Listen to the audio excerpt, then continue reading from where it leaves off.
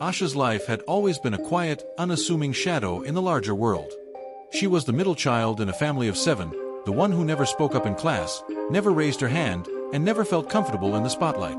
While her older brother shone in sports and her younger sister dazzled in dance recitals, Asha lingered in the background. She kept her head down, did her homework, and tried not to draw attention. By the time she turned 16, Asha had perfected the art of invisibility. She wasn't bullied, people needed to notice you to bully you. She wasn't praised, her teachers barely remembered her name. Her parents, loving as they were, often got too caught up in the chaos of managing a big family to give her more than a passing good job when she brought home a report card full of A's. Her best friend, Priya, would joke that Asha was like a ghost, present, but easily overlooked. "You're too nice," Priya would say. "You're always helping everyone, but who's helping you?" It wasn't that Asha wanted to be forgotten. Deep down, she dreamed of doing something that mattered, something that would make people see her as more than just the quiet girl who sat in the corner. But every time she thought about speaking up, joining a club, or trying something new, a voice in her head whispered, "What if you fail? What if everyone laughs? It's safer not to try." That safety began to feel suffocating as she grew older. At 17, she found herself watching her classmates plan their futures. Some were applying to art schools, others to pre-med programs. Priya had her heart set on a journalism degree and spent her weekends shadowing reporters. Asha, meanwhile, had no idea what she wanted to do. The thought of leaving her small town, stepping into a world full of strangers and expectations, was terrifying. So she avoided thinking about it altogether. Then one day, during her senior year, something happened that forced Asha out of the shadows. The principal announced that the school's annual talent showcase was approaching.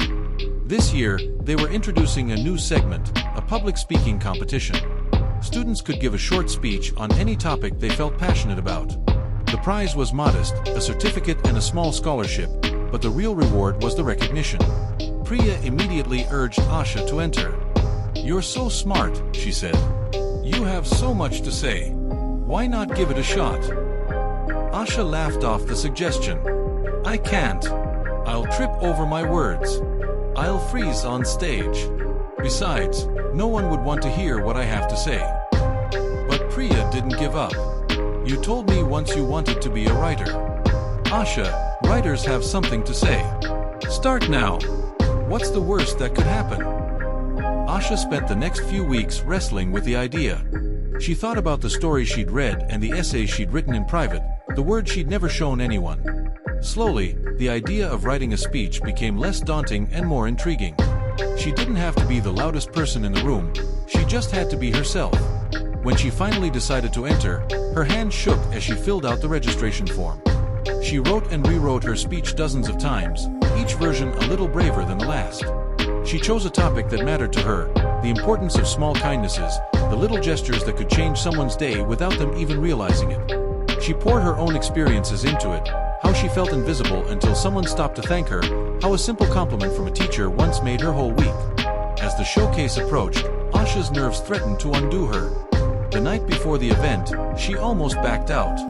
Priya stayed on the phone with her for hours, saying, "You've got this.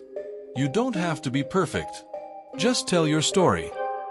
The auditorium was packed that evening. Asha waited backstage, her heart pounding as each speaker went up. Some were funny, some were powerful, and all of them seemed so much more confident than she felt. When her name was called, she almost didn't move.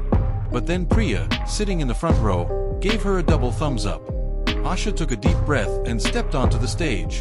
The lights blinded her at first, and the microphone felt like a foreign object in her hand. Her voice cracked on the first sentence, and a few people shifted in their seats. She kept going. The words she had practiced so many times began to flow, and as she spoke, something incredible happened. People listened. They leaned in. They smiled at her anecdotes, nodded at her points, and even laughed at her small jokes. By the time she finished, the auditorium erupted in applause. Asha didn't win the competition, but that didn't matter. For the first time, she felt seen. Teachers congratulated her. Classmates who had never spoken to her before said they were inspired by her words. Even her parents, who had rushed over after their shifts, hugged her tightly and said, "We're so proud of you." That moment changed something in Asha.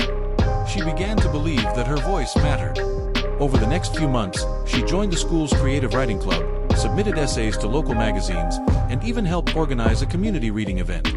With each step, she grew more confident, more willing to take up space. When it came time to apply to colleges, Asha didn't hesitate. She knew she wanted to study literature, to learn how to craft stories that could touch people's lives the way her first speech had. She received multiple acceptance letters, including one from her dream school. On the day she left for college, Priya hugged her tightly and said, "I knew you had it in you." In the years that followed, Asha went from the girl no one noticed to a published author, a sought-after speaker, and a mentor for young writers.